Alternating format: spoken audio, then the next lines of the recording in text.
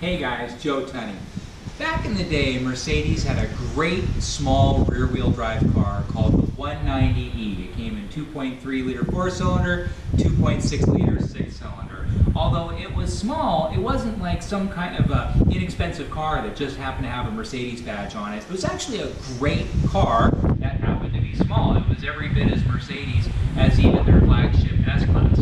Well, for many years now, the 190E's been gone. It's been replaced by the C-Class, C240, C300. For 2017, we're taking a look at the C300. Now, the actual name of the car, 190E, which initially started as a 1.9 liter 4-cylinder 300 series, would mean a 3 liter V6. Well, this 300 is actually a 2 liter 4-cylinder engine with a turbocharger. Like a lot of cars these days, they're going to smaller engines with turbochargers to get excellent gas mileage. Let's take a look at that 4-cylinder turbocharged motor.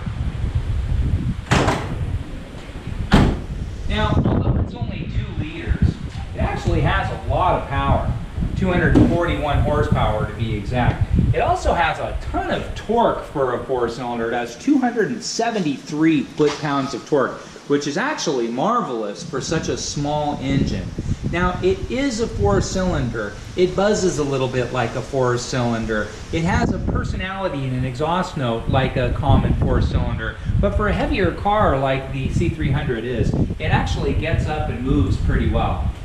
It's a good-looking car, and just like the 190E that really started this category for Mercedes, it's an understated elegance. It looks like a smaller version of their E-Class and S-Class, and it also drives and feels more like an E-Class and an S-Class. Taking a look inside, well, it's every bit as Mercedes as any other Mercedes at the dealership that you'll find. Really nice wood look interior package. Although it's leatherette, not leather, it still feels nice and posh and expensive. I'm going to jump on the other side and we'll take a peek.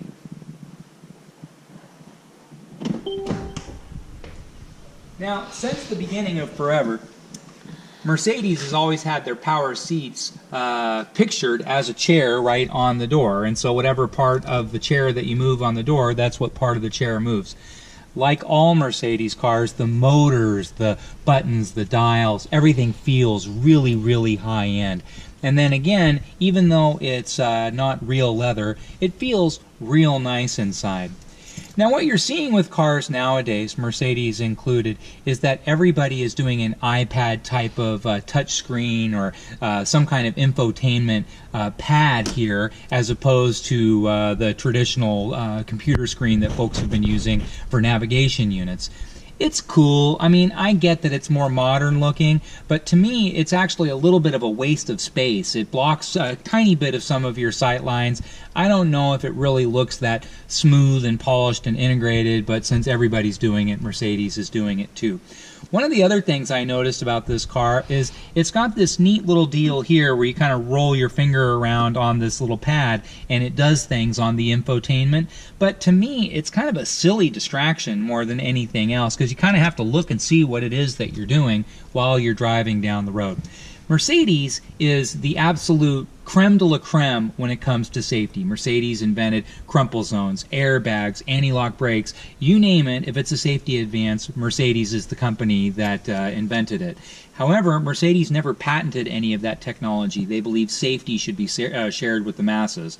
Hats off to Mercedes, because they've always put safety first, and they've never patented a single safety advance that they've ever done.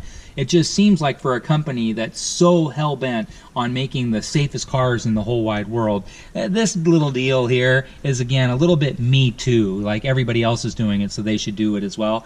And then the actual turning on and moving around of the stereo system is totally tedious and so unnecessarily complicated. You have to reach over here just to get to the volume knob. Changing this scrolls through a bunch of windows just to get to the radio. It would be vastly easier if you just had a conventional button and dial system the way they had 50 years ago. Now, this is a 7-speed automatic transmission. Although it has a lot of power and it's a heavier car, it gets wonderful gas mileage. It gets 24 miles per gallon in the city, 34 miles per gallon out on the highway. And it goes 0 to 60 in about 6 seconds. Plenty of headroom, lots of back seat room. Let's take a look in back.